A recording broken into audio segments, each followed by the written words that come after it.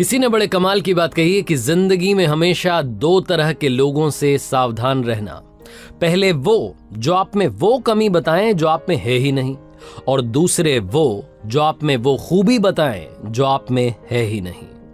Hi guys, मेरा नाम है आरजे कार्तिक। एक छोटी सी कहानी, ये कहानी एक राजा की जिसके कोई संतान नहीं थी, उत्तराधिकारी नहीं चुन पा रहा था, बूढ़ा हो चला था और अब जरूरत थी इस राज्य को अगला राजा देने की। अपने मंत्रियों से बात की तो उन्होंने बताया कि सर आप किसी को अडॉप्ट कर लीजिए। किसी ने कहा कि महाराजा साहब आप तो किसी को अडॉप्ट करने की बजाय किसी को भी आपकी पसंद से चुन करके किसी भी मंत्री को राजा बना दीजिए। राजा को ये सब समझ में नहीं आ रहा था। किसी ने उससे कहा कि कंपटीशन रखवा लीजिए। ये सुझाव उसे थोड़ा ठीक लगा तो उसने कहा कि काम करते हैं, किसी भी तरीके की कोई कंपटीशन नहीं होगी, सिंपल इंटरव्यू होगा। जो भी आएगा मुझसे बात करेगा और मैं बात करके पहचान लूंगा कि क्या वो अगला राजा बनने के लायक है या नहीं है। फिर किसी ने कहा कि काम करते हैं, इसमें आप क्राइटेरिया डाल दीजिए कि इस टाइप के लोग ही आ सकते हैं। तो राजा ने कहा नहीं, कोई भी आ सकता है, किसी भी उम्र का व्यक्ति आ सकता है और आकर के अगले राजा के लिए इंटरव्यू दे सकता है। अब ये जो साक्षात्कार वाली बात थी ये फैली पूरे राज्य में, धीरे धीरे लोगों को मालूम चला, गांव में पहुंची, कस्बों में पहुंची, शहरों में पहुंची, तो सब तरह के लोग वहां पहुंचने लगे राजमहल में। एक छोटा सा गांव था, वहां एक लड़का किसानी करता था, खेती करता था। उसे जब ये बात मालूम चली तो उसने अपने फादर को बोला कि मुझे भी जाकर के एक बार इंटरव्यू देना है। तो उसके फादर ने कहा कि देख लो, मुझे नहीं लगता कि कुछ हो पाएगा। तो उस लड़के ने कहा एक बार कोशिश करता हूँ। लड़के के घर वालों ने उसको हाँ कह दी। अब वो तैयार था अगले दिन इंटरव्यू पर जाने के लिए, लेकिन सवाल ये था कि उसके पास में ढंग के कपड़े नहीं थे। अब जब ढंग के कपड़े नहीं थे तो उसको अंदर से वो घिन आने लगी कि कैसे मैं इंटरव्यू दूंगा। पता नहीं, मतलब राजा को जब वो पहली बार मुझे देखेंगे उसके बाद ही उनका इंप्रेशन क्या होगा, वो जम नहीं पाएगा मामला। उसने अपने फादर से कहा कि क्या कुछ पैसे मिल पाएंगे, घर में ज्यादा पैसे भी नहीं थे। जैसे तैसे उसने उधारी करके कहीं से भी जुगाड़ करके एक अच्छा सा जैकेट बनवाया। पुराने से कपड़े थे, फटी सी शर्ट थी, पुरानी सी पैंट थी, उसके ऊपर वो अच्छा सा जैकेट डाला और इंटरव्यू देने के लिए वो जो नगर था जहां पर उनकी राजधानी थी, राजमहल था, वहां निकल पड़ा। रास्ते में जाते आते सोच रहा था कि क्या सवाल पूछे जा सकते हैं, किस किस के मुझे जवाब देने होंगे। बहुत सारी अंदर, जो कि हर इंसान के साथ होता है, जब भी हम इंटरव्यू के लिए जाते हैं बहुत कुछ माइंड में चल रहा होता है। वो जो नगर था वो आ ही गया था, परकोटा दिख रहा था। तभी उसे एक भिखारी दिखाई दिया जो कि सड़क के किनारे बैठा हुआ था। सर्दी का मौसम था, ठिठुर रहा था और उसने इस लड़के से कहा कि बाबूजी क्या मेरी मदद कर दोगे, मुझे कुछ ओढ़ने के लिए दे करके चले जाओ। इस लड़के के पास में कुछ भी नहीं था, ना पैसे थे, थोड़ा बहुत राशन लेकर के आया था खाने पीने के लिए। इसको लगा कि ये तो खाने पीने से तो काम चल नहीं पाएगा, इसको तो कपड़ा ही चाहिए। इसने अपने ऊपर देखा तो एक अच्छी सी जैकेट जो कि बड़ी मेहनत से इस तक पहुंची थी, उधारी के पैसे से पहनी हुई थी, जैसे तैसे जुगाड़ करके पहन के आया था कि चलो इससे इज्जत बच जाएगी, कुछ अच्छा लगेगा, इंप्रेशन चला जाएगा।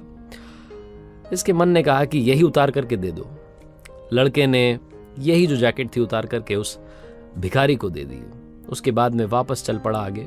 उस नगर में पहुंचा, राजधानी में पहुंचा जहां पर कि राजमहल था। वहां गया, जो राजा के सैनिक थे उन्होंने रास्ता बताया कि यहाँ सराय में जाकर के रुक जाइए। 2-3 घंटे वहां आराम किया। उसके बाद में इसका इंटरव्यू का टाइम आया। बाल बाल बना करके, वही पुराने से कपड़े थे, गंदे कपड़े। मन ही मन सोच रहा था कि पता नहीं क्या होगा, अब तो वो जैकेट भी चली गई है, सब कुछ खत्म होने वाला है, सब बिगड़ गया है। लेकिन कोई बात नहीं, अब यहाँ तक आ गया हूँ, पापा पूछेंगे कि क्या करके आया, तो एक बार कम से कम ये तो बताऊंगा कि राजा साहब से मिल करके आया। तो राजा के कक्ष में पहुंचा, वहां राजा नहीं था। थोड़ी देर के बाद में राजा आया और जैसे ही राजा आया, ये लड़का जो था इसके पैरों के नीचे से जमीन खिसक गई। इसे समझ नहीं आया कि ये क्या हो गया है। वो जो राजा था वो वही भिखारी था जो कि थोड़ी देर पहले मिला था रास्ते में और जिसने इसका वो जो अनमोल जैकेट था वो ले लिया था। वो एक अच्छा सा कपड़ा जो पहन के आया था वो भी उसने ले लिया था। अब इससे बोला नहीं जा रहा था, समझ नहीं पा रहा था कि क्या रिएक्शन दूं। तो इसने बस ऐसे इशारों में पूछा कि क्या आप वही हैं जो मिले थे। तो राजा ने कहा कि हाँ, मैं वही भिखारी हूं जो थोड़ी देर पहले तुम्हें मिला था। अब इसके अंदर थोड़ी हिम्मत आई। इसने पूछा कि आपने मेरे साथ क्यों किया, ये कौन सी परीक्षा आप ले रहे थे, ये क्या तरीका है, मेरे पास में एक ही जैकेट थी वो भी आपने ले ली और अब आप ही यहाँ पर राजा बनकर बैठे, आप ही राजा हैं। मुझे तो समझ ही नहीं आ रहा कि मैं क्या बोलूं। राजा ने बोला कि परेशान मत रहो, अगर मैं राजा बन के सबसे पहले तुम्हारे सामने आता तो मैं जो बोलता वो तुम कर देते, तुम दुनिया का हर काम कर देते मुझे इंप्रेस करने के लिए और अगला राजा बनने के लिए। लेकिन मैं तुम्हारे सामने सबसे पहले भिखारी बन के आया और मैं तुम्हारे असली चरित्र को, असली कैरेक्टर को जानना चाहता था कि अंदर से तुम कैसे हो। सर्दी का मौसम है, ठिठुर रहा था वहां भिखारी बन के। तुम्हारे पास सिर्फ एक जैकेट था, मुझे नहीं लगता कि तुम्हारे पास ज्यादा कपड़े भी होंगे घर पर, बड़ी मुश्किल से तुम शायद ये लेकर के आए होंगे। सबसे पहले तो ये जैकेट अपना वापस लो और अब से तुम इस राज्य के अगले राजा हो।